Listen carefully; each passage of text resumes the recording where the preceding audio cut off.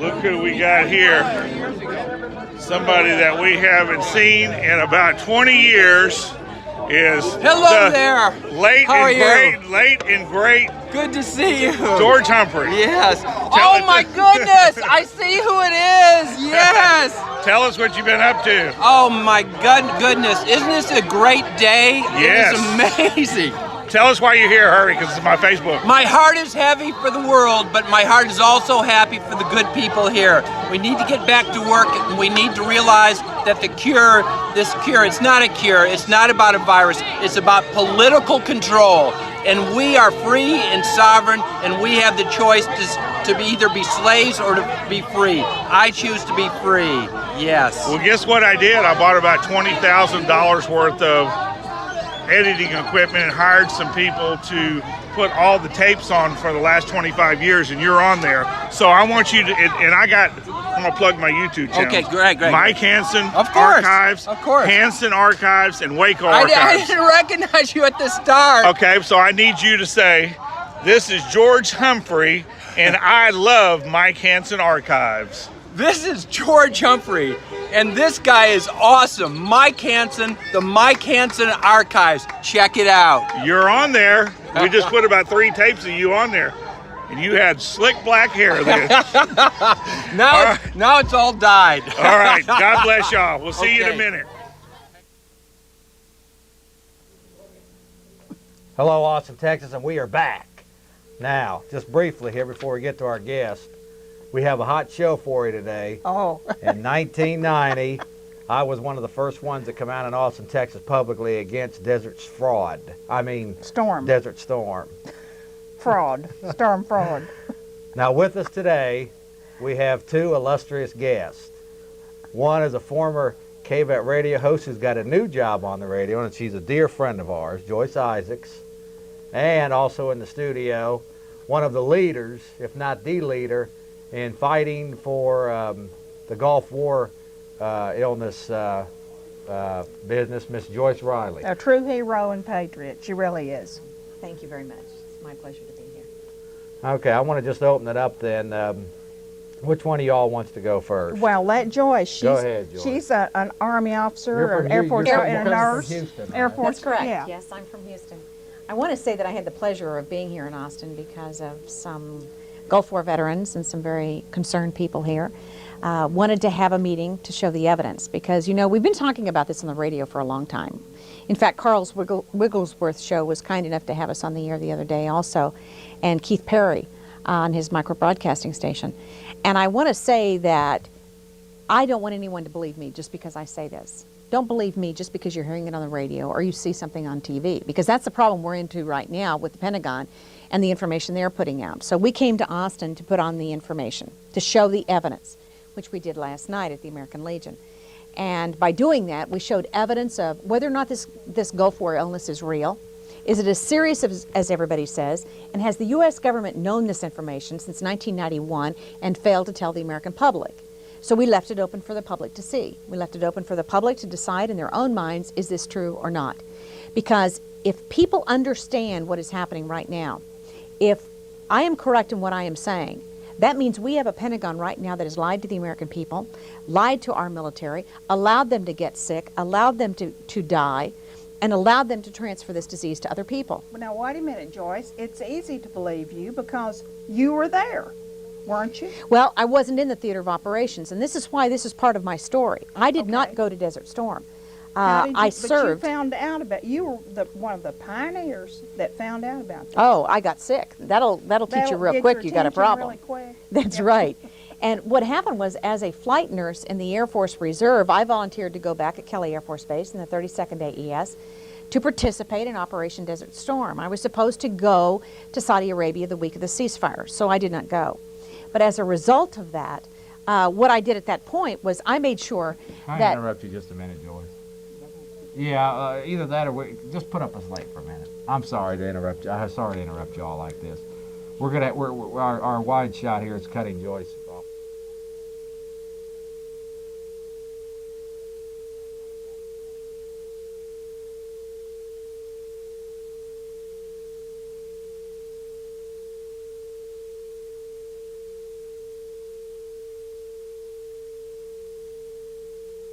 Okay, by I the think way, your audience probably. there we go. That's better. That's better. Magic of TV. Yeah. I think your audience probably understands. Live television. And so what I did was, as a flight nurse and volunteered to go back to Desert Storm, was I volunteered to go to Kelly Air Force Base. I did not go to the theater of operations because of the ceasefire, but I did fly around in a C-130 from Alaska to Cuba doing missions and trying to serve my country. And I want to say that to every veteran out there and to every person listening to this program, you joined the military for the right reasons. And I am a very pro-America person, pro-military. I am not anti-American, I am not anti-military, and I want that clearly understood here. That I support this form of government, and I would have died for it, and I still would die for it. But we have now a credibility problem with our Pentagon that is more serious than anything that I can imagine. And the allegations that I am making against the Department of Defense, the Pentagon, the CIA, and the Veterans Administration is more serious than anything that anyone is saying anywhere in this country. What exactly is it, just for people who haven't heard what exactly is it that you kind of stumbled onto this? Well, I became ill. I've served as a flight nurse from January to July of 1991. From July to December, I became ill and was hospitalized in December of 1991 at St. Luke's Hospital in Houston. And as a result of that, I was diagnosed with some type of unknown central nervous system disorder, similar to multiple sclerosis, which many, many Gulf War veterans have. This is not just me. Scares me to Many death. Gulf War veterans have MS. So I was diagnosed with this, and it took me over the next year to get better, and finally I started to recuperate, and I'm okay today. But I was treated early on, and the whole entire reason that I am doing what I am doing is because there are those that are dying right now. There are family members that are sick as a result of this disease, and I want it stopped. I want the Pentagon to come forward with the truth. I want the American people to understand there is a Gulf War illness. But There's Joyce, a Gulf that's War the illness most that's frightening real. thing. You never were in the Gulf War theater, you say. That's right. But you got it from somewhere. Yes. And other family members of veterans have gotten it. This makes me cold when I think of it, because it's just, is it airborne? I mean, what? Do we have any idea? Okay, let me give this part as my opinion, and very little of what I say is opinion, because I use evidence, I use documents to prove what I'm saying. So that the people listening will not think that this is just my opinion, let me preface it by saying, first of all, I'm not a physician and I'm not giving medical advice tonight. This is based on documents. Everything that I say to you is based on documents, unless I tell you differently. Now, this is my opinion. I believe 75% of the illness that Gulf War veterans are experiencing is due to the vaccinations that we received. Vaccinations that our own country gave us that were experimental, that were not necessarily to protect us during wartime, that had ulterior motives. 25% of the disease, I believe, is due to biological, chemical, and nuclear exposures. Now, we have people that obviously suffered from chemical exposures at Camisea and many other areas that were detonated over there. We know there were nuclear plants that were blown up in Iraq. We know that there were chemical and biological munitions areas that were blown up, and we know that the exposure from that has affected our troops. Now, my concern, though, and I want to separate right now biological from chemical. Chemical may be sarin gas or Taban gas. Chemical may be oil well fires, exposure to oil well fires, environmental exposures. But the concern I have is not those three, because you don't bring home an oil well fire problem after the war and give it to your family. Right. Biological is a whole different arena, and biological is the exposure to viral, rickettsial, bacteriological, or fungal agents that can be spread to other people. So we know that our troops were somehow exposed to a biological agent. Now, did our country do it? Did Iraq do it? I don't know that we're going to know the full answer to that, but I know that I was nowhere over there. Right. Okay. And your point is well made. So right after the war, when I became so ill with a disease that they said they'd never seen before and symptoms they'd never seen before, I wanted to know where it came from, and I called Veterans Administration, I called the DOD, and of course my response from them was, there's nothing wrong with you, nobody's sick, everybody's fine, thank you very much, don't bother to call us back. That's when I knew we had a problem, because, you know, epidemiologically, if a nurse calls you, and by the way, I've been a nurse for 25 years, And let me just establish who I am and what I've done before this. I just didn't come out from under a rock in 1993 and start yelling conspiracy, Gulf War. I have been a director of nursing for 2 hospitals in San Antonio, for a long-term care facility. I've taught nursing courses. I've lectured. I've done a lot of things in the nursing arena for 25 years. I was the most naive person. I mean, I knew there were these 2 houses in Washington. One was called Congress and one was called the Senate. But other than that, I knew very little. Literally, I was not involved in anything. I don't know if you were naive or like a lot of us, you were trusting. Yes, yes. Maybe that's a better word. Because was you're I? sitting next to a veteran. How long were you in the Air Force? 13 years. See? United States Air Force. Yeah. 13 years. Wow. I actually see. I made this. We'll get into maybe a little bit of this later, Joyce. But I kind of disagree with your initial statement that one of your statements. That, I completely distrust this government. I think that most of these wars now are nothing more than international bankers just fattening their wallets. All right, but did you know that 13 years ago when you joined the military? I didn't. That's what I'm talking right, about. Right. Yeah, but I mean, there has to come to a realization that we were duped. When That's we were right. there. Right.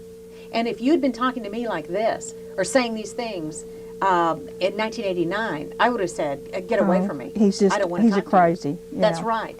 Because I was the most pro-military person. My father was in the Army Air Corps. My mother was in the Navy.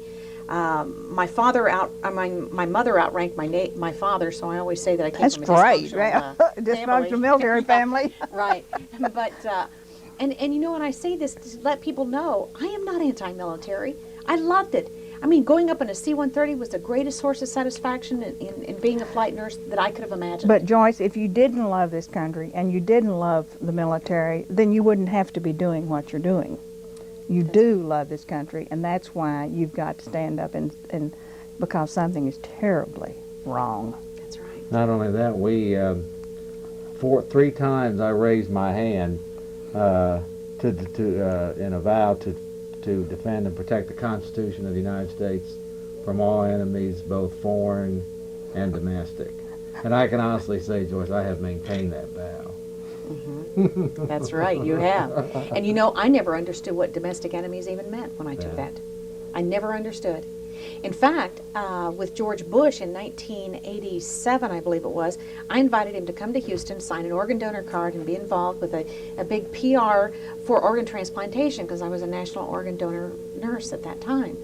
And I met George Bush and Barbara Bush, greatest people in the world, I thought, and I had no idea I was getting ready to be poisoned by my country. I had no idea what these people represented. And so as a result of that, and like we were talking about, how did I figure out what was going on with me? What did I have in that was correlating with what the other Gulf War veterans had? The only 2 things we had in common was we received the same vaccinations, and I had exposure to the troops. And those are the two variables right there. That's that was right. it. That's right. That was your. So that's all I had to begin with. So I said, I know something happened to me during the Gulf War. I know it. I'm sick. I have this inability to use my legs that was transient. It would come and go. I was trying to work as a heart transplant nurse in Houston at the time. It was very taxing. I worked 16-hour shifts. I was not afraid of work. I could work with anyone, work with the best of them. And so for them to tell me that, oh, you just don't want to work any longer or something, there was nothing to that. When you have a passion for your profession. Sure. But this was a physical thing. And that's the problem we've got right now is because Gulf War veterans are being labeled as having this mental disorder now if they come forward and say they've got Gulf War illness. Oh, is that the latest strategy? Oh, absolutely. Yeah. Oh, the intimidation is incredible what they are doing. So if you're a Gulf War veteran and you go to the VA hospital, I don't care if you're hemorrhaging, I don't care what's wrong with you. The first thing the VA facility does is give you psychological evaluation if you're a Gulf War veteran. And from 2 to 12 hours worth of testing. Then they will pin some type of PTSD disorder, post-traumatic stress disorder, some type of diagnosis that can be related to a psychological disease. So that then they can say, oh, well, he's got a psychological problem. This is not a real illness. But we had we should have realized that this might happen again because the Vietnam vet wasn't treated very well. And when they kept saying, this is happening to my body, and that's happening to my body, and, we're having children, there's something wrong, and nobody wanted to hear that either, did they? Well, you're exactly right. And that's why I say I owe every Vietnam veteran an apology. Because when they were coming back from over there and were sick, I was listening to the news media. I was a young buck nurse getting ready to join the Air Force Reserve, and they told me, the media told me, these guys are a bunch of guys who came back with a foot fungus and want to be taken care of for a lifetime. They're babies. They're just And I believed squallish, it. yeah. They're a bunch of gold bricks. And I believed that. I didn't know they had a disease that might kill them. I didn't know they were going to have deformed children later on. And do you know that we have never, ever treated any of the Agent Orange veterans? They've never been treated to this day. They've been given a check for $600 and told to go away and thank you very much. $600? The majority of them have been paid less than $1,000. And so we now have, and everybody thinks they've been taken care of because the good media, on behalf of the Pentagon, that, you know, Clinton came out and said, oh, we're going to take care of these veterans. They were not taken care of. And now the wives that are married to Vietnam veterans now have sons that are Gulf War veterans. And we have a Vietnam Veterans Wives group that is just formed for that reason. And the sad part is, those women are in charge of making a quilt now for all of the deaths of Agent Orange and the deaths of Gulf War illness, to which the Pentagon has never, ever addressed the deaths of these people. Did this not come to, now these are all whitewashes, these so-called investigations, but did this not come to a House investigation? It did. And there was only one real true investigation. And by the way, the report of that investigation has been taken out of the government printing office. You can't even purchase it any longer. This is 103-900, and it is the United States dual-use exports to Iraq, and it's the Committee Housing, Banking, and the Committee on Banking, Housing, and Urban Affairs. We're going to go ahead and get a close-up of that. I would hope, yeah. That's this is a 600-page document that's no longer available from the government printing office. And if I were a Gulf War veteran, I'd be pretty furious to know that I couldn't find out why I was sick. It's in here. It's all in here. This is Senator Don Riegel's committee, in which he did this in 1993 and 1994, came out with his final report. And the report is scathing. It literally calls this a cover-up. It talks about the antibiotics that were effective for Gulf War veterans in 1993. It talks about the violent mental attacks they're having right now in which they're doing violent crimes, Gulf War veterans. It mentions everything. It talks about the company that sold those biological warfare agents to Saddam Hussein, right here in the United States. I was going to say, you're going to tell us, aren't you, that they came from here? Absolutely. Well, absolutely. We created him. Why shouldn't we sell him? We did. We created him. We created Saddam Hussein. Let me tell you the 4 things that this report says that you've not heard from the United States government. First of all, the summary of this 600-page document is 1, nuclear and biological and chemical agents were used. 2, our troops are not just sick, they are dying. 3, the disease is communicable. And 4, we knowingly exported to Saddam Hussein, with the full knowledge of the Department of Commerce and the CDC, the weapons of mass destruction, the biological warfare agents. Which brings us into the whole thing now as to where we stand with Saddam Hussein, which is another whole story we'll get to in a minute. But I think that's very important to understand what is going on now has a lot to do with what has been covered up over the past 4 or 5 years from the American people, because now it's all going to come out. Their house of cards is going to fall down. You think so? I do. They've kept a pretty good house of cards for a long time. They sure have. But General Schwarzkopf... Not just in this, but in everything else. Yes. But, Yeah. but you've got this too is many just dying veterans now. blatant. Yes, you do. It is. It's just blatant. You know, you've got too many dying veterans right now. And General Schwarzkopf, in 1993, we made a video that has evidence on it, strictly evidence. And in it, we accused General Schwarzkopf of not having told the truth in September of this year before a committee hearing. And all of a sudden, 3 weeks after this video comes out and is on the Art Bell Show, General Schwarzkopf admits on September 15th, 1997, that he did not tell the Senate the truth when he testified in 1997. This is the first big domino to fall. Get a close-up of that real quick. This was in September 15th of 1997, USA Today. And I will tell you that this is going to be the beginning. Gulf illness treated cavalierly. And I'll read you a statement from this. The statement is, Gulf War illness in the years following 1991 conflict with Iraq was handled very cavalierly by the Pentagon, says Schwarzkopf. Schwarzkopf told Gannett News Service he regretted not telling senators earlier this year about a chemical weapons case involving an Ohio soldier. It says unpublished battlefront reports showing that Schwarzkopf knew about the soldier in 1991 raised questions about why he told Congress this year he had no knowledge of anyone being exposed to chemical weapons. Then over here, they asked Schwarzkopf why he didn't tell the truth, and he said, I wish I had now. It wasn't a question of it slipping my mind. I should have told the truth.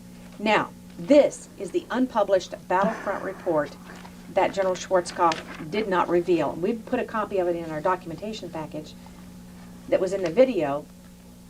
And this is an actual nuclear, biological, and chemical log of General Schwarzkopf. This is an NBC log dated 3 March of 1991. And General Schwarzkopf had to read these documents every single day. Every day, right. It came from Central Command, CENTCOM.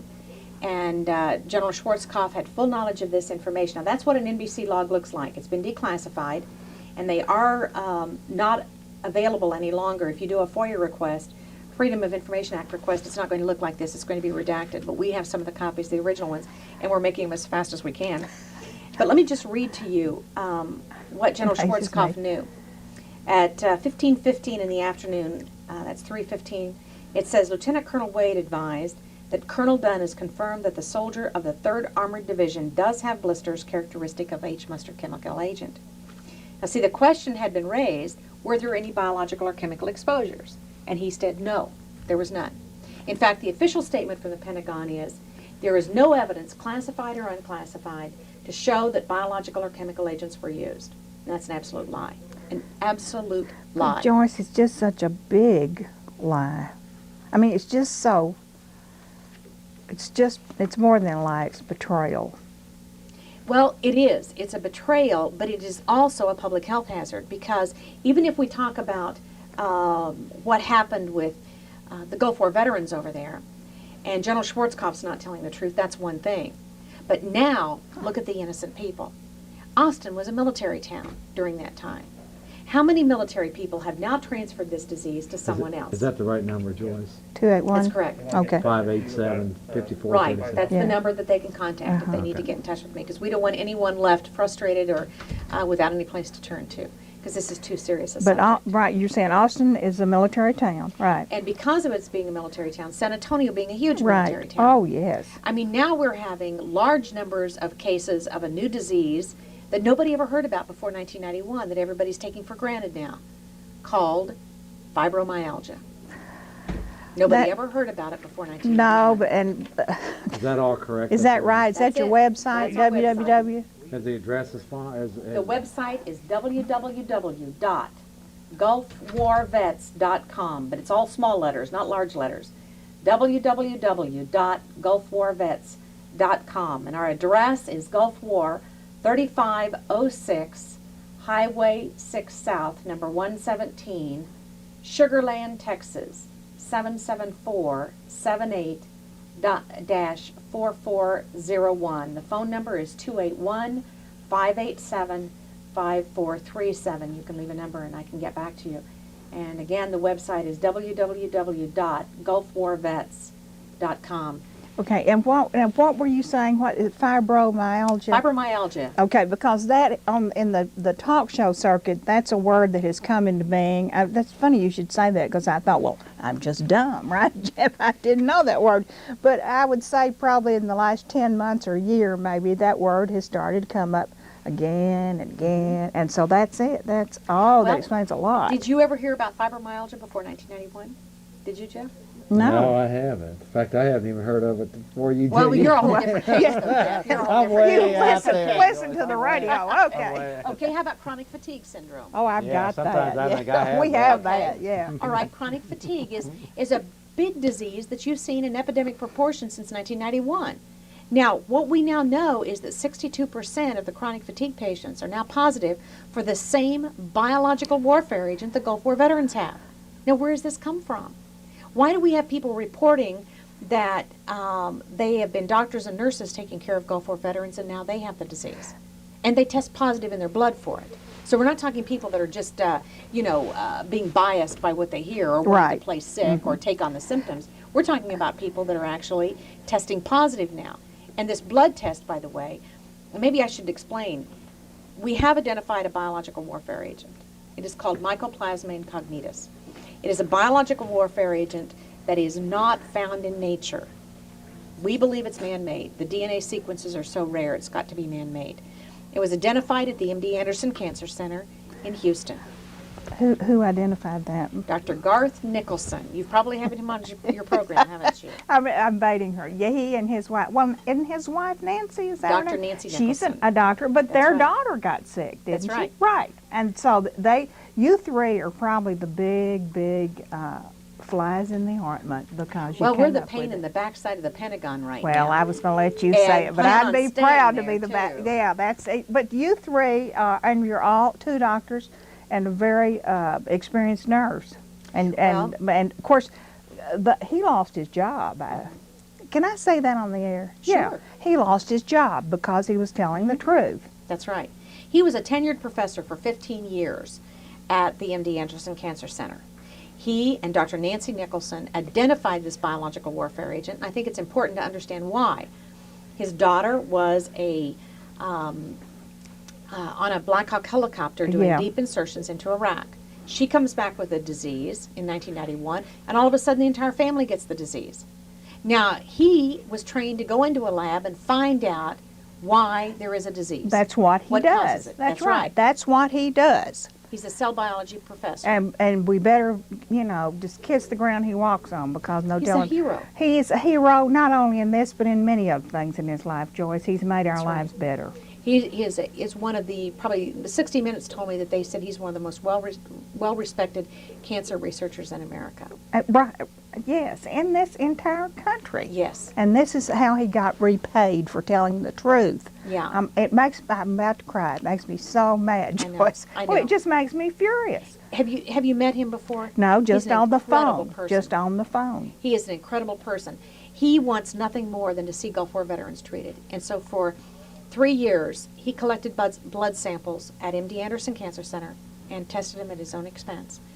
And he told me one time on a Sunday afternoon, he came in, he said, Joyce, I just came in and they've unhooked my freezer again. And his freezer of specimens was left to heat up, and it didn't happen, and they were able to save the specimens. But then he was later told that if he didn't stop the Gulf War research, that he was essentially out of there. So he did, and he went to California. There are only 2 places in the country that now test for this biological warfare agent, and that is, both of them are in California. One is Dr. Nicholson, and then there's another lab in California. But you don't have very many labs that test for biological warfare agents because up until 1991, we didn't need it. Well, and according to a lot of people now, we don't have it anywhere, right? That's correct. So, Yeah. there In you fact, are. We should talk about what the official government position is right now. The Pentagon position. Let me just mention first, folks, if y'all, this is a live program. Do you mind taking some calls later at the end? Please. Okay. We've been running tapes down here. This is a live program, so if y'all want to, it's 477 ACTV, folks. 477 ACTV if you want to talk to Joyce Issacs or Joyce Riley.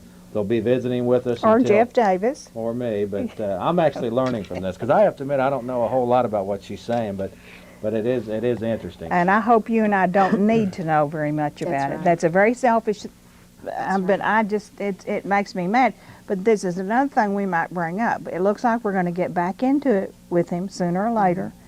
And when I just think about things, don't laugh, I used to write farm scripts, anthrax and those things.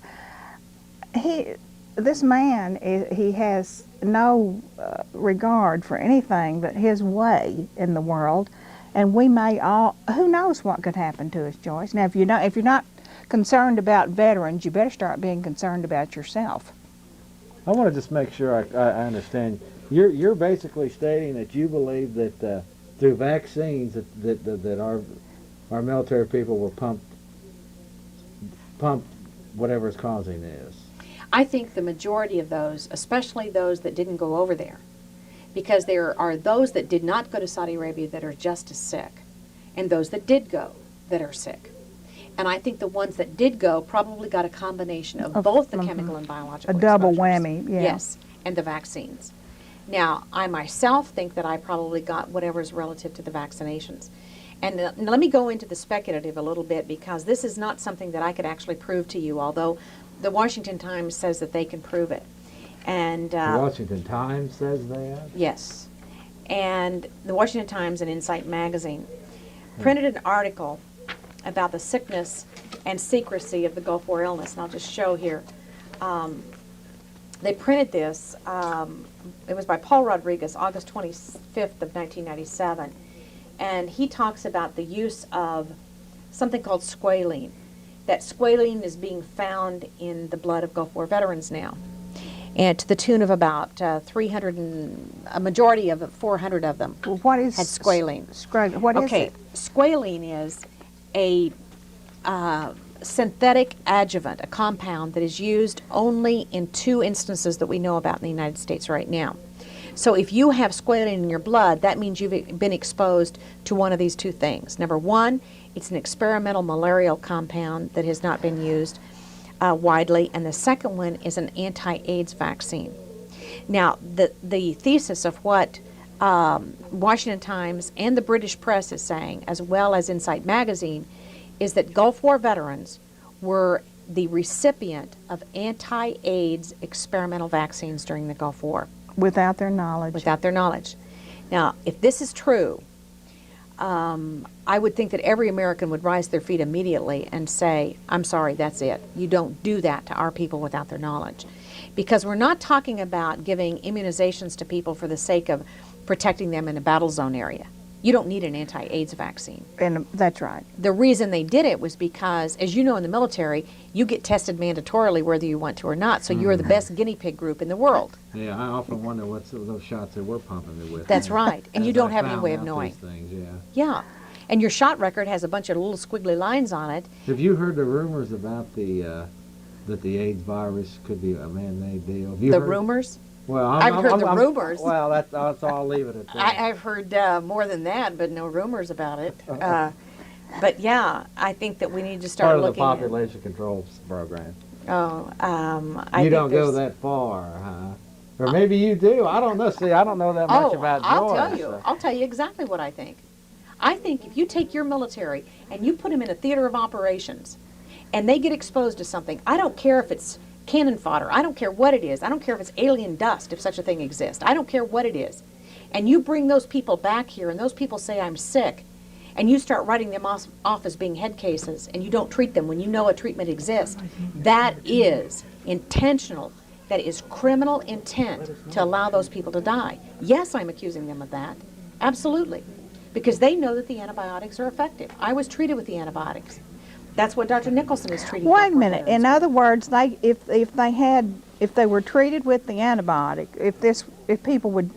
if our government would be honest about what's going on, Joyce, we could probably help a lot of people. Oh, we could have saved thousands of lives. What is it? An antibiotic is it anything that's we might know? Oh, yeah, absolutely. And here's my disclaimer.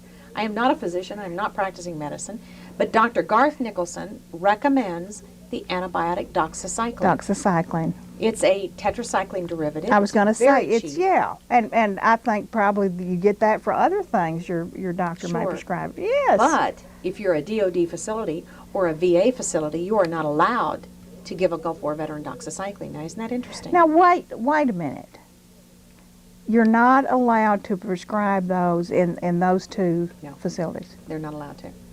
In fact, I've had many physicians call me from the VA system saying that they get audited, they get reprimanded, and it's just simply not available to Gulf War veterans.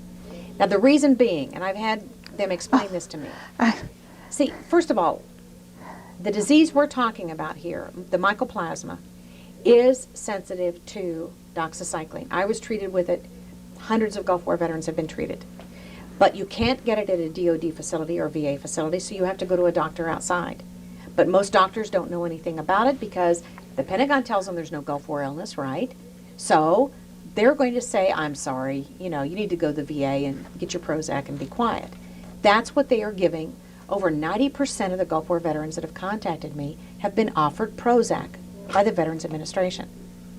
Now, do we see a problem here? They're saying that 90% of the Gulf War veterans that went to fight the war over there are head cases. That 600,000 of our veterans are head cases? I don't think so. Right, our veterans that at that time, they were certainly good enough to lay their life on the line for me, weren't they? That's right. And they were willing to die for this country. That's their only crime. That's the only thing they can be convicted of doing anything wrong. They were willing to die for this country. And now we repay them by placing them on Prozac. And I cannot tell you the problems we're seeing from that. The veterans that are doing acts of violence, the veterans that are committing suicide. It is very, very frightening. And that's the reason I'm on here tonight, and I appreciate you're giving me the opportunity to say this, is if you're a veteran and you're sick, don't give up. Because we're here for you. There are people that are here for you, and don't give up. Do not think your country has abandoned you. Your country doesn't know about this yet, but they're going to know. And I want every veteran to know that there are people everywhere that do care and want to know the truth about And this. the lady you're looking at right now, you're the one. You're really the hero. Well, And I would think that you wonder how many phone calls you've taken. Because you just have always said, call me, call me, call me. I'm here. And your life is at this point, and your husband's too, it revolves around this, doesn't it? oh, absolutely. Absolutely. That's all we do. That's all we think about. Day and night now we get Gulf War veterans phone calls, especially from the 82nd Airborne, the 101st Airborne, Big Red 1 out of Kansas. They're really sick. They're very sick. 3rd Armored Division, 2nd Armored Division, Fort Bliss, a lot of those people are sick. Fort Bragg is a very sick base. And they're not allowed, if they're still in the military, to talk about it. Now here's a statistic that's very important, and that is that 90% of the Gulf War veterans that served are already out of the military. So that's including Guard, Reserve, and active duty. 90% are already out. So Colin Powell said there was going to be a downsizing right after the war of 25%. We've seen 90%. The Big Red 1 in Kansas was letting out people to the tune of 350 a day because they knew they were going to be sick. They knew they had these exposures. They knew there were going to be problems because people started getting sick during the Gulf War. So now we've got the problem of what's happened to these people. They're in your city. They're in everybody's city now. And the problem with chronic fatigue and fibromyalgia is that this disease affects now the general population. 6 million fibromyalgia patients, 18 million chronic fatigue patients. Where did these come from? Well, we know that mycoplasma has been experimented with by the U.S. government since 1970, late 1970s and 1980s, as a carrier agent for other things. And now we don't know what it's carrying. But we know that about 40% of the people that contact us at the American Gulf War Veterans Association have damage to their immune systems. They're suffering from multiple sclerosis, Guillain-Barré, Lou Gehrig's, scleroderma, lupus, fibromyalgia, chronic fatigue. Very serious diseases. Let me just say this, Joyce. Can I? This is just my opinion, my opinion is that we're not going to get very far. Well, I mean, you're obviously doing good work with all this, but I mean, with what you said here tonight, you're accusing the DOD and Pentagon of cover-ups and all, and I totally agree with all that. But then when you make a statement to the point that these people were over there fighting for this country, that's to me that's kind of defeating the whole purpose for this, because that's not, in my opinion, that's not what this was all about. Okay, well, let's say that's what we believed we were doing. Yeah, that's okay. That needs to be stressed then, because as long as we continue to maintain these lies and throwing out this rhetoric that the other side throws out, But I think it's going to be harder to get people to accept this. But in good faith is what we all are trying to say, isn't it? In good faith, men and women said, "I will go fight," right? I will serve. Right. That's right. And that's exactly what you were doing. Sure. But do you come to understand now that we were dupes? Absolutely, I know that. Those wars have nothing to do with protecting the Constitution or defending or protecting the borders of the United States. Oh, absolutely. Well, that was a 6 o'clock news war. Yeah, right. Yeah. Well, I think all you have to do is look at what's going on right now with Saddam Hussein. I mean, we're going to go to war with a guy, or we started all this escalation because somebody put a piece of paper over a lens camera and wouldn't let them see in the room what was in the room. I mean, is that a reason to go fight a war, or is that affecting our boundaries? Not why we're doing. Of course we're not. doing it because he's usurping the UN resolution. So we're supposed to send our young 18, 19-year-old people to go fight because he's not Right. his airplanes are usurping the UN no-fly zone. Oh, That's what no, we're supposed wait. to be doing now. No, wait, let me give you some information here. Here's some little known information. That no-fly zone is not a UN-imposed no-fly zone. Were you aware of that? Well, that's what the media is telling us, isn't it? That the reason why the weapons inspections, here's Iraq, a sovereign nation supposedly, Right. and they're being forced now by this thug agency called the UN to have their nation violated. Plus, the Iraq is disobeying the UN no-fly zone. That's not a UN no-fly zone. See, that's what they've made you think. No, well, that's what That's they're a telling U.S. It's a U.S. imposed no-fly zone, and we bought into it. That's why only U.S. Planes go over that no-fly zone. No UN flights go over that. It's So the us, U-2 right. flights, the U-2 flights are the UN-imposed area, or the UN-imposed. Those are the UN flights. Our But spy you see, planes. I was talking But the to. point is, neither one of those reasons are worth me sending my son Absolutely to go not. die for. No way. Okay. No way. But I'm just Never. saying that we don't even know what's true when it comes to the no-fly zone area. Also, Nazar Hamdoun, who was talking to a friend of mine who wrote the book on Saddam Hussein, and she is not pro-Arab or pro-Israeli, and neither am I. I'm Right. just saying We're just she happened here. to do a biography Right. book on him. It's in all the libraries now. But her name is Nita Renfrew, and she was talking to Nazar Hamdoun the other day, who is the UN Iraq ambassador to the UN. Nazar Hamdoun had said two things to say. First of all, people don't realize that is a U.S. imposed no-fly zone, and secondly, he has not been allowed before the UN Security Council. Now ask me or tell me why we would not allow someone to go before the UN Security Council when we are going to exhaust all means of diplomacy. Why is it that we have not allowed Nazar Hamdoun to go before the UN Security Council? I don't understand that either. So there's a lot of information we're not getting. We watch the boob tube and we watch 6 o'clock news. And if it happens on the 6 o'clock news, it's true to most people. And that's why I use the statement, if a tree falls in the forest and Dan Rather doesn't cover it, does it still make a noise? Mm-hmm. And that's the way people are. If it's not on the news, it didn't happen. Good girl. But, That's but good. my point is taken by you. And You are that is exactly that right. Neither one of those reasons are worth No way. any of us sending our No way. 18-year-old kids to go die. Absolutely not. But I mean, I'm saying that even that is a protracted reasons that don't even exist. I'm thinking that the whole thing is made up to the point where it serves another agenda. Well, Yeah. and and none I- of those reasons are worth I us keep going and telling fighting. you, we created Saddam. What's Absolutely. happening with the video? Uh, What's happening with the? oh, I don't. Did you take Dan Rather's name in vain? It's off. Little joke I don't there. know He's what's up happening some. now. I don't I either. think, well, for Something. some Our reason monitor's down. Okay, we can't maybe our tell. monitor's down, or I don't know what's happening. Okay, let's go We're on. still on. Okay, it's all right. you turn It's it just over the to- monitor. It's the monitor. Okay. Okay, let me just mention a couple things here, folks.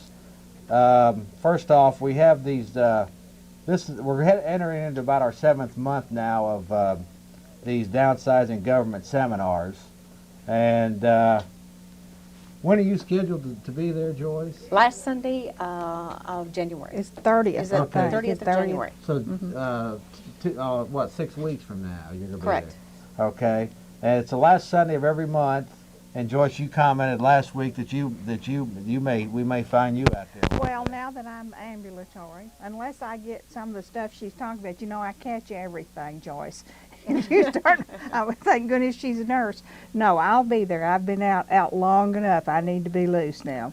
Now, also on the February edition, I believe it's February 22nd, the Jeff Davis Show has managed to get several of the surviving Branch Davidians down here to Austin for the seminar. So that's something to look forward to. And I believe in March we have tentatively, I think we have Tex Mars, a friend of mine, scheduled to be there, and of course the regular host of speakers and whatnot. So that's one thing. Do you know how lucky you are to have Tex Mars here? Oh, Tex a great guy. Yeah. He's I just incredible. did a bunch of shortwave with him. I mean, I don't think Austin understands how fortunate they are to have him here. And one other thing, folks, we are starting a second series down here. Okay, we're starting a second series down here. It's starting on the pagan festival day, with what I call it, Christmas. It's the beginning of the winter solstice under the disguise of Christ. But we're starting on December 25th, Thursday at 5 p.m. But it's going to be Thursdays from 5 to 6 p.m. We're starting a second. It's a tape series beginning in it's about 2.5 weeks from now. It's going to start on the, like I say, the pagan festival for the people who celebrate that kind of thing. Mm-hmm. And of course our show Mondays on Channel 10. Now we've had some callers that have been holding for a long time. You want to go? Let's talk to them. Yeah, Joyce needs to talk. Anybody needs to talk with Joyce, you need to do it now. We need to talk. Okay, who's the first caller on the air? Joyce, Robin. Pardon me? Joyce? Yes, sir. What's your first name? I'm Pat. Hi, Pat. I'm a Vietnam veteran, and I went to a post-traumatic stress unit up there in Topeka, Kansas. And my two roommates up there were Gulf War veterans. About 2 months after I got out of that program, I came up with looked like all kinds of little pimples all over my body. And then they spread out, and they looked like ringworms. They were about the size of an orange, about 6 inches around. And they said, well, it wasn't ringworms, so they gave me this fungal cream. They said, you must have picked something up in the shower or something, which was impossible because every time someone takes a shower, they sprayed it down with Clorox and water. Okay. Anyway, it got worse and worse and worse. I didn't run any fever or any temperatures or anything, but I slept all the time. And they gave me DEX, like cycline. It was white pills. And they gave me this antibiotic cream. It's TRIAMCINOLONE, acetondine. They gave me that.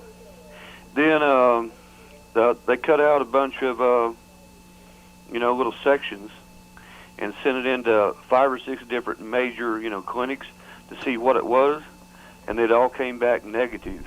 They couldn't decide, or they wouldn't tell me what it was. Do you think that's Gulf War syndrome? Well, let me tell you that I cannot diagnose anything because I'm not a physician. Does it sound like it? Thanks for your call, Pat. I want to get on some other calls. Right, here. Pat. And did you get the phone Go number? ahead, Joyce. Yeah. Yeah, let me say that unfortunately everything you say fits with what we're talking about with the Gulf War illness. And I am not a doctor. I'm not trying to prescribe or diagnose, but let me say to you that everything you just said fits very, very much with the Gulf War illness. That it starts like pimples in the rash that Gulf War veterans have to a large extent. Then it goes into the ringworm size presentation. And usually the VA will then give a cream, a fungal cream for it. And you were lucky to get prescribed doxycycline if you were prescribed that.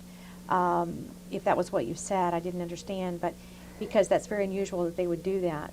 But that sounds like the presentation of it, becoming very sick, very tired. Those are all the symptoms. Now, the problem that we have with Gulf War veterans that are living in close relationship with each other is that people tend to eat and drink after each other. You pick up a glass somebody else has used, or you eat something that somebody else had, and that's one of the problems. And I would say to you that the possibility is there, very much so. Now, there is the blood test like we were talking about, but it costs $150. On the screen right now, what you're seeing is a terramycin powder and tetracycline for fish. And unfortunately, that is what Gulf War veterans have done, is they have gone to the feed stores because they cannot get the antibiotics. Our military are now going to feed stores to get the antibiotics to treat themselves and their families, which is incredibly atrocious. So that's why we've agreed to pay for doxycycline for anyone that cannot afford it, is that we will find the money. We will get the money for you. We don't want any veteran going to a feed store. But the answer is yes to his question, is that is what I'm hearing from other Gulf War veterans. Okay, next caller, you're on the air with Joyce Issacs and Joyce. Before we do that, let me just mention that Joyce, I want to mention, wait a minute, hold on just a minute, caller. We need to take these Thank you calls. for holding, by the way. When is you're starting a new radio program? Well, not right now. I'm doing editorials. Can you imagine? I would have an opinion in the the morning drive and the afternoon drive, and they started last week, and then I went out and recorded some today. So my boss said, "You're just too sweet," but he doesn't realize that I can, call you something and make you really like it. You know that, Jeff. But that's what I'm doing for now, so I'm getting a chance to write a little bit. It's on K News. K News, 1530. 15? Okay. Okay, caller, you're Go on the ahead. air. Hello. Hear me? Yes, sir. This is Recon Robert. Hello, brother. How you doing? You're on with Joyce Issacs and Joyce Riley. Yes. I attended Joyce's seminar yesterday. This is a angel She sitting is. on your right. She is. No, that's very kind of you. Thank you. For the young man that's the non-vet, I know I can't mention names, but I got rid of my dose of that crap with herbal remedies, homeopathic. But I do have some questions. You ever heard of that before? Yes, I have. Yes, I recommend looking into it. Yes, there is a person in Colorado who has a wonderful remedy. It takes about a year. Okay, wait a minute, But- caller. I'm sorry. We're going to have to do something here. We got to go to the black thing for a minute. Tell him about George Bush and his wife getting ill. Wait just a minute, Okay. Robert. Okay, we're going to have to. Okay, go ahead, and I guess we can go on then. Go ahead. I'm sorry. We're changing understand. tapes, so we're going to put this on rotation, so we got to do this. Yes, sir. I understand that Mr. and Mrs. Bush got ill. And That then- is correct. Yeah. George Bush was in Saudi Arabia for Thanksgiving of 1990, and he did come down with a disease called Graves' disease. This Graves' disease is something that we're seeing among many, many Gulf War veterans. Whether he got it from that, I don't know or not. I could never say. But Barbara did get it, and to one of the physicians I was talking to, he said that the chances of getting it all in the same family at the same time is just statistically impossible. Thank you. Now, the other question is, how many known cases do we have around the world, not just here in America, but other armed forces? Okay, with the military, or with the, let me talk about the military coalition forces, is that we know that there were 26 coalition or 27 coalition countries that served during the Gulf War. Out of that, one country, and only one country, does not report sick and dying Gulf War veterans, and that is France. So all the other coalition countries that served alongside of us are ill now and have sick Gulf War veterans, dying Gulf War veterans. Yes, ma'am. But is there any statistic on deaths in these other nations? Well, the only thing I can tell you that Dr. Nicholson has shared with me is that 20% of the people in the theater of operations now report illnesses within their country, and that would be United Arab Emirates, Saudi Arabia, Iran, Iraq, all except with the exception of Syria. We don't have any figures on Syria, but that 20% of those populations are ill now. We know that there have been at least 1 million and we believe 2 million deaths in Iraq. boy. Now, one of the concerns I have is that these children they keep showing on TV and all these deaths that are a result of the embargoes, the UN-imposed embargoes, may not be that. They may be as a result of the Gulf War illness because we know it's over there.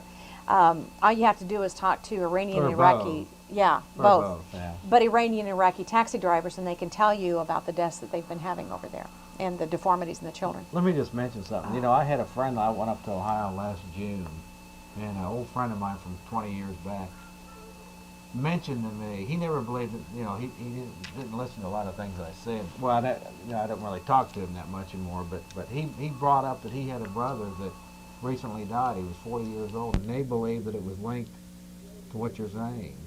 He even knew who you were and had been studying your tapes and everything. So, I mean, when it hits somebody directly that you That's right, and that's why I think everybody better start. If you don't have any other motive except a selfish motive, you better start listening. Everybody better understand how serious this is. This is not my opinion.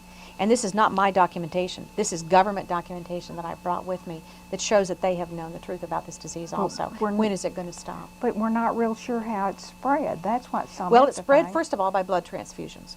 We know that the Gulf War veterans that came back and were encouraged to donate blood at their Guard and Reserve units, you know, when you have a unit training activity on the weekends and your commander tells you to donate blood, Yeah. you don't say, well, sir, I don't feel like it today.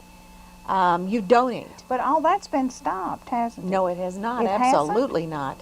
No, Gulf War veterans are going into blood banks all over this country every day and donating blood. And because there is no Gulf War illness. Don't you understand? Oh, I forgot. The Because Pentagon there is- says there is no Gulf War illness. Therefore, it's okay. I don't know, but I hope I don't have to have a blood transfusion. I'm being selfish now. Okay. Exactly. And we have made this allegation against the blood banks. And of course, as we go into blood banks and I talk with the directors and tell them that they are on notice, here's the evidence right here, it's communicable. It says so right here in 103-600. It says the disease is communicable. Now, if you don't understand communicable means in blood, in semen, in bodily fluids, why do you think? You were talking about, is this population control? I'm not saying it was meant as population control, but I am saying that if you have a disease and you allow your people in the general population to get it, and you allow people to have blood transfusions and disperse this disease, it is going to control your population whether you want to or not. Well, not only that, Joyce, but I kind of look at things as maybe, I don't know if you're familiar with the Hegelian principle, where you know, the one, you create the crisis, and then you create fear and hysteria, and in step 3, you come in with the solution, meaning bigger government, more steal, more taking over our taxes and resources. You come in and present the solution in step 3 for the problem you created in step 1 and 2. Oh, I'm suggesting that the enemy, that the people that control this system, do things like that. That's I know. what I'm suggesting. I understand you're suggesting that. But listen to this. The John Birch Society has just accused me in their latest magazine in the New American of trying to scare people into the New World Order. That's what they were saying. John McManus wrote me the nastiest letter saying that there was no Gulf War illness, or at least if there was a government cover-up, the New American would have printed it. May I interrupt you briefly, and then I'll let get Sure, off? I'm sorry. I've got one comment to say, and this is to only for help. I challenge all true Christians to do like we are going to do. Save an extra 10% a tithe to send to your people. We can't do that. We can't We do can't that do- we in don't here. do that. Hey, cut it. Well, I'm sorry, Robert. We can't do that. Disconnect him real quick. We can't do that down here. We got suspended for doing that down here. Okay, next caller. You're on the air. Hello. I would like to ask Joyce if she knows. See, I got a letter from Dr. Nichols when I was in prison, and in regards to the same thing. And do you know of any epidemic of this being broken out in the TDC system through the John Seeley Hospital through chemical testing? An epidemic of it in the John Seeley? Well, no, it was supposed to come from the John Seeley Hospital, but the same symptoms, same epidemic of chemical testing before Gulf War treatment. We have a lot of inmates in the Texas prison system now that have the same symptoms, but many of the institutional doctors are putting it off to various other types of illness. Right. Let me ask you a question. Have you, you said you were were you tested for it? No, I was not tested, but I had an inmate in the cell next to me who had been tested for it, and he had the same symptoms you just described earlier on the show. And there are others in the same unit, and we have received word through the Coalition of Prisoners' Rights in New Mexico that this came out through John Seeley Hospital. Okay, let me explain this whole system. Did you have anything else to say, or do you want me to just No, answer go you on the ahead. air? Thanks for your call, brother. You betcha. Okay, let me explain why the prisoners have something to do with this. He was stating that he was a prisoner at Texas Department of Corrections. We now know from some of the research that Dr. Nicholson has done, as well as a lady named Sally Medley, who was, by the way, at the meeting last night from Huntsville, Texas, has been doing a lot of research into where this disease started. In the 1980s, we found the same mycoplasmal outbreak of the same biological warfare agent that we're talking about right now that Gulf War veterans have was found in Huntsville, Texas, at the Texas Department of Corrections. Now, we now know that some of the doctors that were working on this as a research project, and we also know that they were there at Huntsville at that time. We know that some immunizations were given to some of the prisoners there, and it was called a flu vaccine, though it was given intradermally in this area, which is never done. We know that people such as what he was just talking about came down ill with this disease. And right now in Huntsville, Texas, there are something like 67 cases of multiple sclerosis. And the town is, I believe, 35,000. There were prisoners that got this disease. Those prisoners, many of them have since died. The prisoners gave the guards there the disease. The guards gave it to their families. There are about 350 people now that have this disease in Huntsville, Texas. There is an ongoing investigation right now. I won't mention by whom, but they are now looking into this as being perhaps the testing ground prior to the Gulf War of the vaccination that we received. So it all comes together. But what he was saying is that the guy in the cell next to him was positive for this mycoplasma, and that is probably why. TDC at Huntsville was the one area where we found the most people with this disease. Now, you know something, Joyce? When people doubt what we're saying, or they say, you know, you're just radical, or da-da-da, and our government wouldn't do this, what has come to light in the last, 2 or 3 years, or 5 years maybe, the Southerners, the black men that were, do you know what I'm talking about? Absolutely. Okay. Tell us, you're a nurse, tell us what happened, because they were just told a bold-faced lie, and many of them died. It was treating what, syphilis? Or, Yes. Oh, that's the Tuskegee Yeah. experience. Yes. You see, these experiments, and we're not talking about just Tuskegee. There have been experiments But going this on is since the one we 1940, know about. 1950s. Okay. Yeah. Now, There have been many of Are these. you aware of the swine flu epidemic? Yes. Yeah. Yes. Yeah. This whole thing about mandatory government shots. Oh, I wouldn't take a shot for anything Yeah. right now. but that There's no way. Yeah, but the Tuskegee thing, they had people that were sick. Right. The story is that basically 399 black men, if you look at the story that appeared in the AP story February 21st of this year, 399 black men were allowed to get the disease syphilis and allowed to have it for 40 years, in which it was untreated, even though there was penicillin at the time that would Right. treat it. 40 years. 40 Now, years. the AP story in the Pittsburgh Press said, the Pittsburgh newspaper, because I was there the day it came out, and I didn't sleep that night. I was so angry. Oh. It says, 399 black men from 1932 to 1972, the government allowed these men to suffer and die. That was the words from the AP story. The government experimented upon these people and allowed them to suffer and die. Because they were using them just As an like experiment. lab That's right. animals. And you know, my response to that is, how could any real American not say, I'm sorry, that is it? There it is, bold-faced in the newspaper, that the government allowed them to suffer and die during an experiment. Now, it wasn't just 399 men. It was over 6,000 people that were all involved in this because their spouses got it. Their children were born deformed. Yes. But nobody talks about the other 6,000 people. And so when Clinton comes across the stage and he introduces these apologizing on Yeah. behalf of America and the government, Yeah. which, by the way, I need to tell him I had nothing to do with that, and I would never have had anything to do with But that. that was when we were so innocent. That's what gets me about Oh yeah, was the it was a 30s. long time ago. Yeah, but you know it's a what? long time ago. 1972 is when it ended. That was the last part of the study. You know what I say hadn't ended when yet, Clinton Joyce. comes across the stage and says we apologize, and he talked about how this 98-year-old guy has a garden of his own. He made it look like it's good to have syphilis. You know, I mean he was inappropriate as all get out. And then I didn't want to see him come across that stage with an apology. I wanted him to bring a list of names and indictments of people that were going to spend the rest of their lives in prison for what they had done during that experiment. That violates everything this country stands for. Well, it violates what we stand for as humans. That's right. But the thing about it, it's still not over. Like you say, who do we know that still has it from a child, an adult, or somebody that's still suffering from what was passed on because it's so That's highly right. contagious? How much of the disease?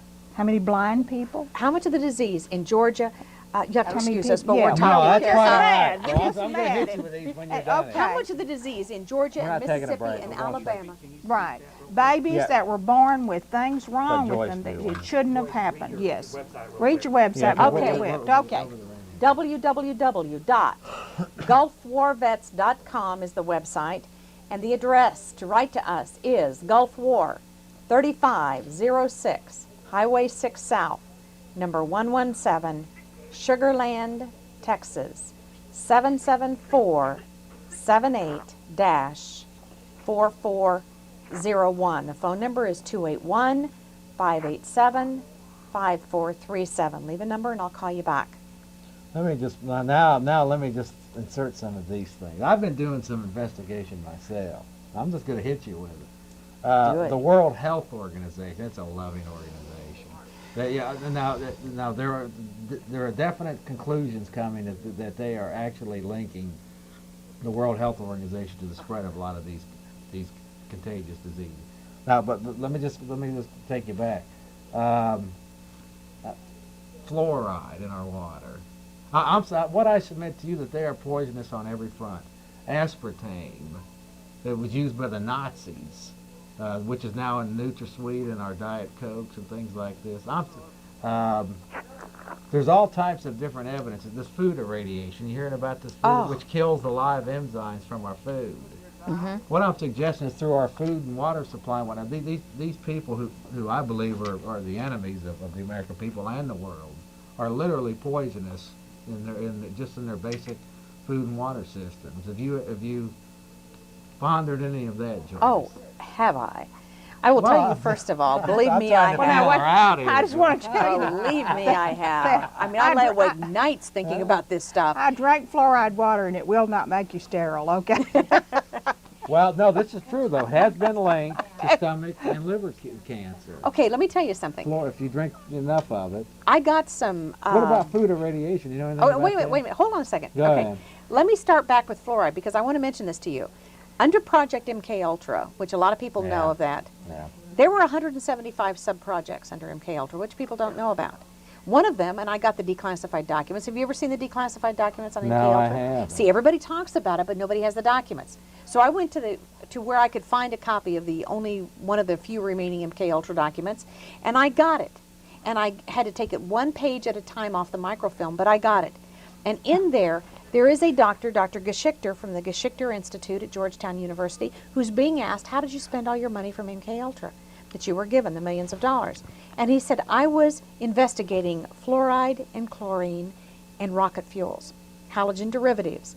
And they said, what was your response? And he said, I found they caused cancer. Now that was in a 1977 congressional hearing.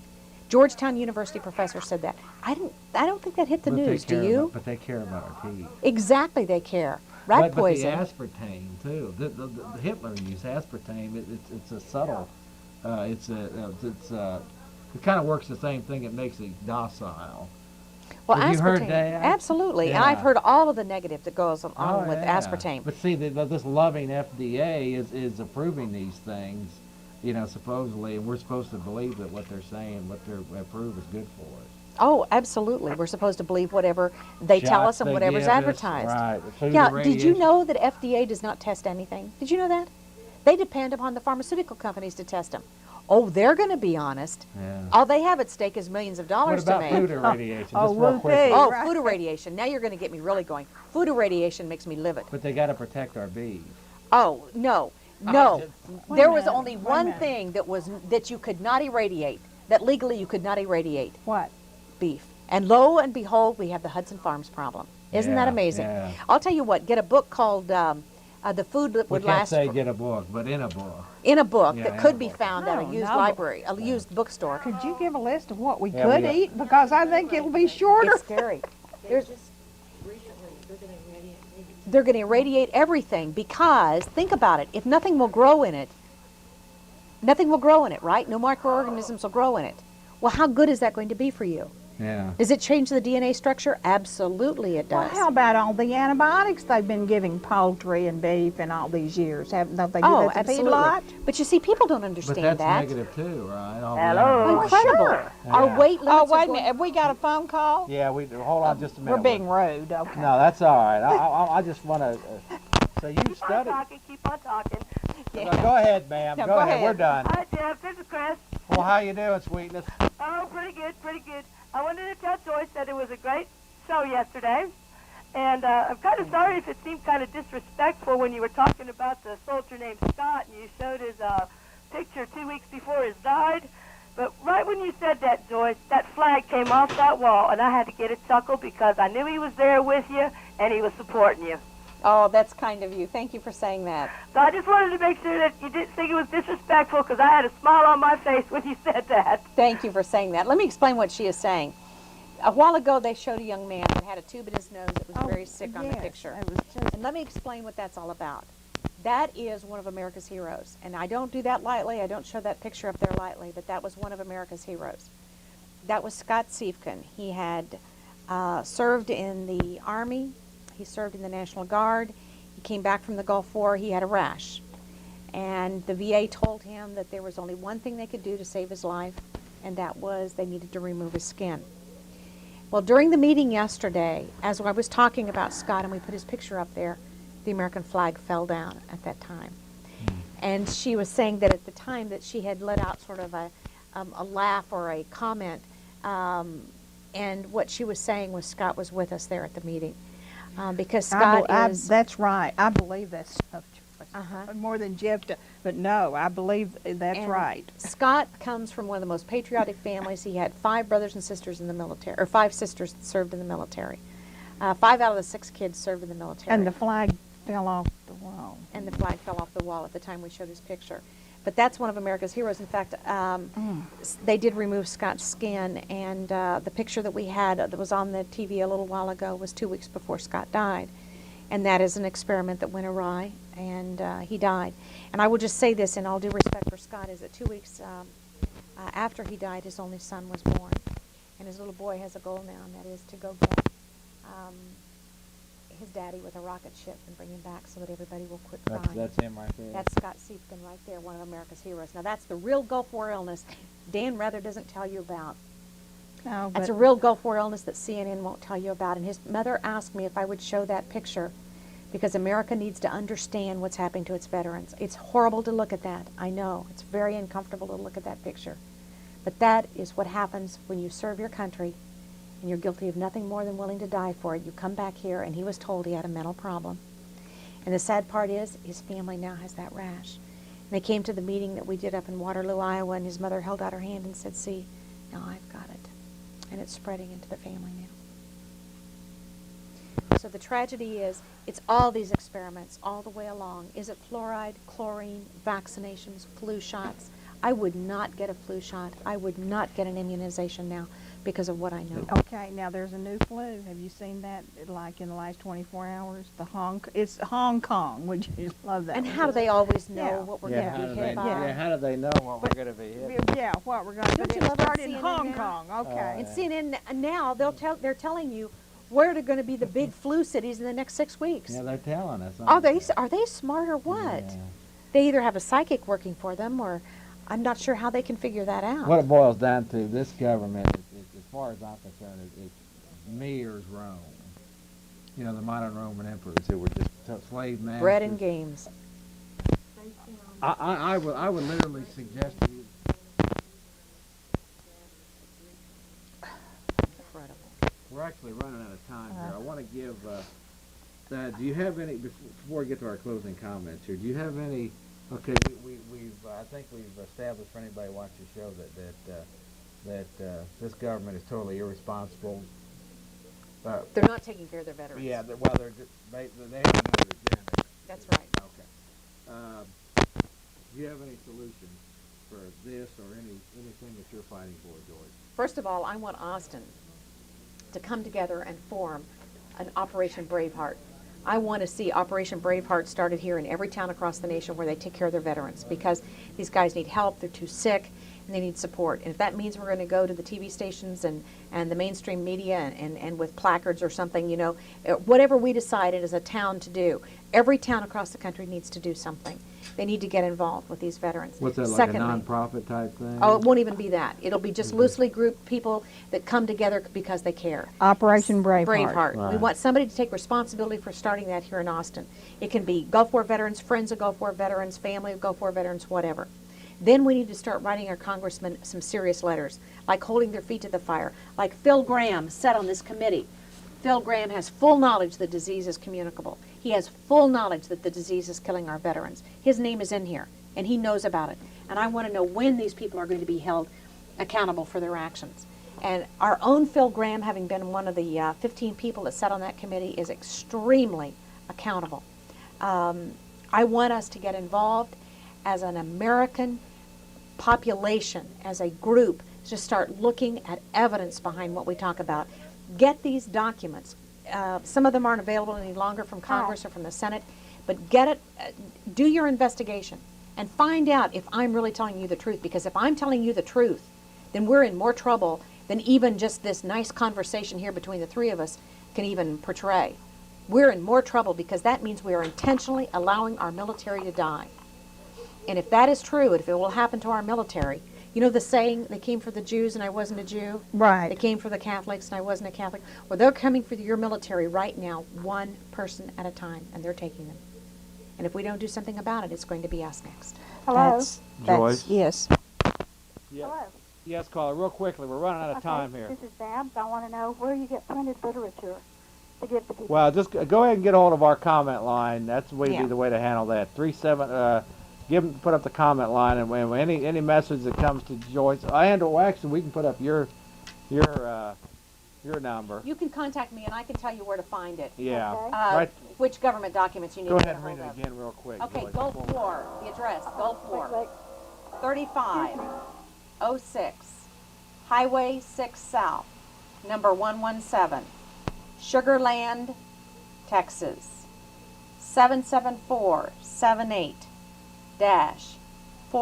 77478-4401. Phone number 281-587-5437. Website www.gulfwarvets.com. Gulfwarvets.com.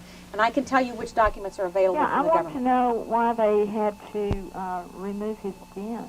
Actually, we're running out of time here. I'm sorry. We don't know. We don't know. But Okay, that's got to be the last call for tonight. But like we were Go saying, ahead, Joyce. what the thing that people better start to realize, because Saddam is over there trying to bait us again. We're not through with him, and it's almost justice because we created the little fellow, and he's our little child, right? That's right. Say it, Joyce. You get We so earned mad. him. We We armed him, and now we've earned him. We're going to really That's have to. This is not something that is going to be when you start dealing with viruses. It's you can't deadly. control- It's deadly. It's biological terrorism, and 25 other countries have these same biological agents because we sold them to 25 other And countries. they cannot differentiate these little things that come out and get you. They can't say, let's get the people in uniform. They get whoever is there, and it may be you right. or your child. That's right. And he's going to level bad things on us. He or someone, and we don't know who is, but we know we're being set up for it, though. And they're busy cooking up their little recipes, aren't they? And the sad part is that I do think it is going to happen in this country. I think Oh, Joyce. I think biological terrorism, unfortunately, is imminent. We have given too many countries this. There are some people that believe that up to 50 countries now have this. And we're making an enemy in the Middle East. We're making enemies many places by going in with these UN actions. And I'm afraid we're setting ourselves up as a target. But this one is a whole new battlefield. Oh, the how do days you of bullets fight are it over. The bullet Forget wars are it. gone. Yeah. That would start to look good, probably, Oh, yeah. compared to what's going to happen to us if we don't get a handle It's on Pandora's this. box. We have opened Pandora's box, Truly. and we are going to be the victims of it. I would suggest to you that if some little foreign excursion outfit doesn't do it, the big enemy could very well do that. We know that Who somebody's knows? setting us up for it. Yeah. Yes. Okay, I want to just give y'all, we got 2 minutes left. Joyce, closing comments? Well, I just hope everybody's going to listen, and I hope that you're going to recognize the fact that Joyce Riley is truly a hero, and I think a lot of us have. No, you are, and she's a true patriot and a woman, and I'm proud of you. Well, thank you. Let me say. Good luck to you on your radio show. Oh, good Joyce. luck to you, honey. Don't kiss me. You might have something I'd catch. Joyce Riley? Not you, but anybody. I want to say that I believe I was healed for this reason. I believe I was healed. This is not anything I've done. This is my mission that I've been given, because I will never forget where I've come from. I was sick. I was very, very sick. And I will not forget. I will not ever forget, because there are Gulf War veterans out there that are sick right now as we speak. Their wives, their spouses, their children. And I want them to know that we will be there. And America will care as soon as America finds out. And that's why we need every person out there to circulate these videos. Keep talking. Get this information out. Get the documents yourself. Don't believe me. Get the documents yourself. And then we've got to move forward together. Joyce Issacs, God, I appreciate you coming on the Jeff Davis Show. Anytime, Jeff. I love it. Joyce Riley, God bless you, Thank dear. you. Keep up the good work. Thank you. With that, folks, we're going to wind it down. I appreciate the callers and our guests here tonight. God bless you, folks, and death to the New World Order. God bless you. Hello, folks. This is Jeff Davis with the legendary Jeff Davis Show from Central Texas, USA. And I love Mike Hanson Archives. Peace out, baby. Well, hello, folks, and stay tuned for more classics here on Mike Hanson Archives and our new channel, Waco Archives. And don't forget our oldest channel, Mike Hanson Archives, here on YouTube. Stay tuned for more, but make sure y'all get everybody to subscribe to Hanson Archives and the new one, Waco Archives. We're busy every day uploading more and more videos. We have hired somebody to do that and bought the equipment to do it. It's a lot of work. If you would like to help out with that situation, send us $25 and I will send you my book, and everything that comes in from my book will be used to fund these 3 channels. So stay tuned right here to YouTube and Facebook. I am Mike Hanson from Gonzales, Texas on Facebook. Thanks a lot and God bless.